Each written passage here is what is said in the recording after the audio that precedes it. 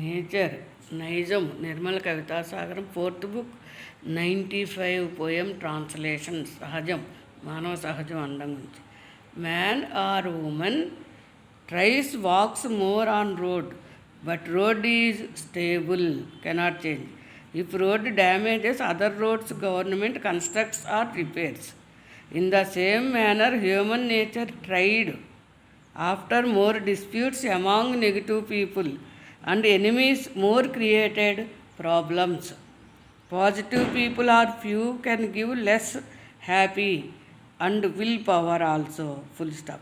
But no changes can easily to family members and society. Who have cruel sadist mind persons, if we try to change their mind, our valuable time more loss and strength physical and mental strength we lost.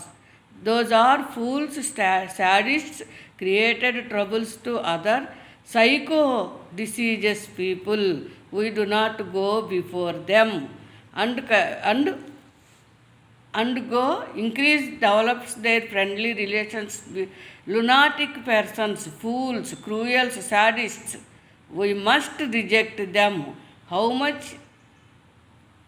possible in that more far way we live. దుష్టులని దుర్మార్గుల్ని వదిలిపెట్టేయాలి అన్నారు కదా.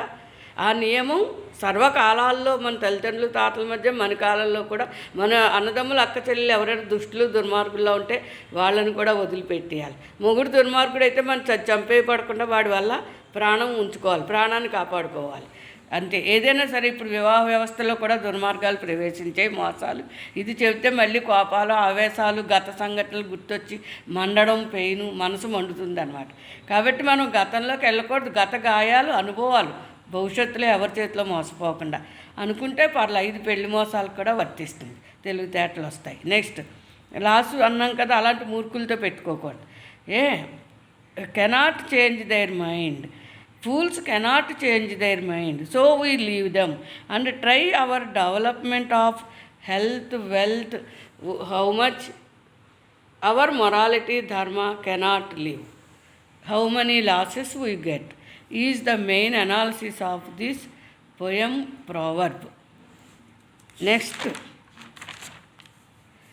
hurt 96 poem. Hurt అంటే మాటల ద్వారా చేతల ద్వారా తిట్టడం, criticise చేయడం, అవమానించడం, నువ్వు అందంగా లేవని ఎక్కిరిపించడం.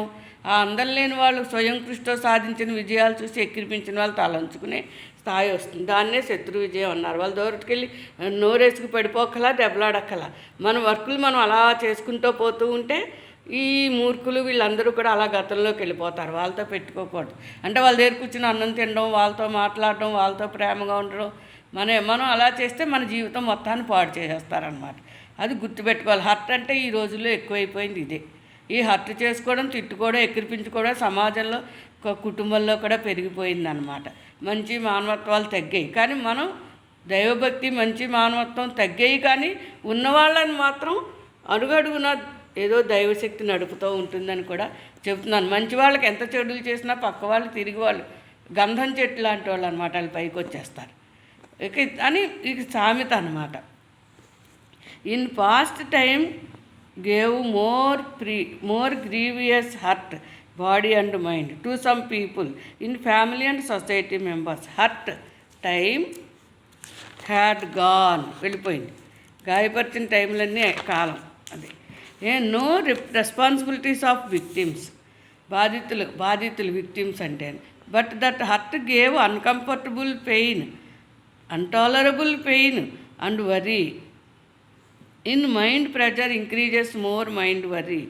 Family lost, who love people lost అన్నప్పుడు అంటూ ఉంటారు. Other way marriage failures given victims welfare. I wrote Nirmala act న్యూలా. ఈ హర్ట్ చేయబడ్డం అనమాట. పసిపిల్లలు ఏ తప్పు చేయరు, తల్లిదండ్రులు విడిపోతున్నారు, ఇద్దరేసి పిల్లల్ని, కానీ ఆ పసిపిల్లల జీవితం అంతా ఏదో జీవితంలో వెళ్ళిపోతుంది కదా మానసికంగా. ఆ పసి మనసుల నుంచి కూడా వ్యతిరేకతలే కదా. తల్లిదండ్రులు కొట్టుకున్నారు, దెబ్బలాడుకున్నారు, ఉత్తర దక్షిణ ధృవాలు అవన్నీ పిల్లలు గ్రహించేస్తున్నారు కదా.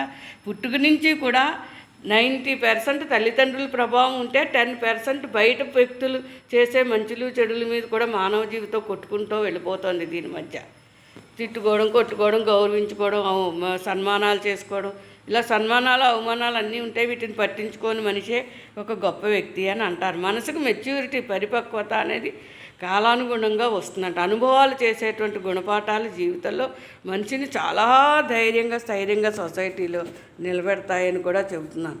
కాబట్టి చదువుకునే పిల్లలు కాస్త వ్యక్తి గౌరవాలు పెంచుకోండి, వృత్తి గౌరవాలు, మంచి మంచి ఆదర్శ లక్ష్యాలతో జీవితాలు సాగించుకోండి.